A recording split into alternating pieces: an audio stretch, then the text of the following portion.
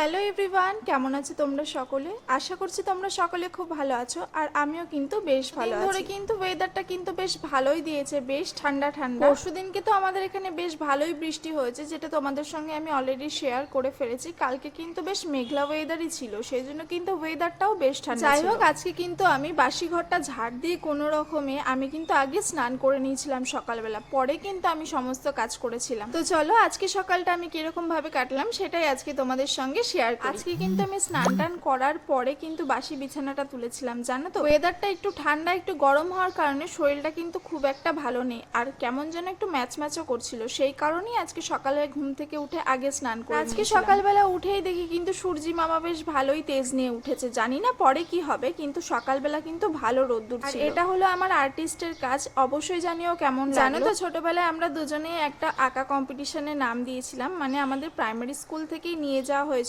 সেখানে। আর সেখানে কিন্তু ও ফার্স্ট হয়েছিল আর আমি সেকেন্ড হয়েছিলাম। সেই কথাই কালকে আমরা আলোচনা করছিলাম এই আঁকাটা দেখে। আমি তো তোমাদের সঙ্গে আমার দৈনন্দিন লাইফস্টাইলে যা যা আমি করি সবটুকুই শেয়ার করি। আর কোনো কাজে কিন্তু আমি ঠিক সেরকম ভাবে সাজিয়ে গুছিয়ে উঠে করতে পারি না, কারণ আমাকে বাইরে আর ঘর দুটোই ম্যানেজ করতে হয়। আর সেই কারণে একটা টাইম ম্যানেজমেন্টেরও ব্যাপার আছে। সেই কারণে আমি যেরকম ভাবে কাজ করি না কেন, সেটাই কিন্তু তোমাদের র ফিল্টার ছাড়া কিন্তু আমি তোমাদের সাথে শেয়ার করি। আর এখন ফেসবুকে তো কত রকম ভিডিওই দেখি যে কত সুন্দর করে ঘর গুছিয়ে রাখে। বিশ্বাস করো আমারও ইচ্ছা করে, কিন্তু কি বলতো, হয়তো সময় হয়ে ওঠে না, বা মন চায় না, বা শরীর দেয় না। যাই হোক, আমি তোমাদের সঙ্গে শেয়ার করি একটা কথা। আমি আজকের থেকে ভিডিও করি না, আমি ভিডিও করি প্রায় 2021 সাল থেকে, কিন্তু সেটা কন্টিনিউ করি না কোনো। আমি ইউটিউবে ভিডিও ছাড়তাম ঠিকই, কিন্তু সব থেকে বেশি আমার গ্রোথ হয়েছিল ইনস্টাগ্রামে, সেটাও কিনা 2024 সালে। যাই হোক, ভগবান যদি চায় আবার সেটা আমি এই ভিডিও করার পেছনে সব থেকে বড় সাপোর্ট হয়ে দাঁড়িয়েছিল কিন্তু আমার মা এবং আমার হাজবেন্ড। আমাকে বিয়ের আগের থেকেও কিন্তু সাপোর্ট করে যে আমাকে ভিডিও বানানোর জন্য। আমি বিয়ের পরেও যখন ভিডিও বানাতাম তখন কিন্তু আমার শ্বশুরবাড়ির লোকজনও, আমার শাশুড়ি, আমার শ্বশুর সবাই কিন্তু এটাকে সাপোর্টই করতো, কেউ কিন্তু কোনো কিছু বলতো না। তারপর মাঝখানে কিছু সময়ের জন্য আমি সেটাকে স্টপই রেখেছিলাম কিছু সমস্যার কারণে। তারপর এখানে আসার পর ও আমাকে আবার বলে যে তুই আবার শুরু কর, তোর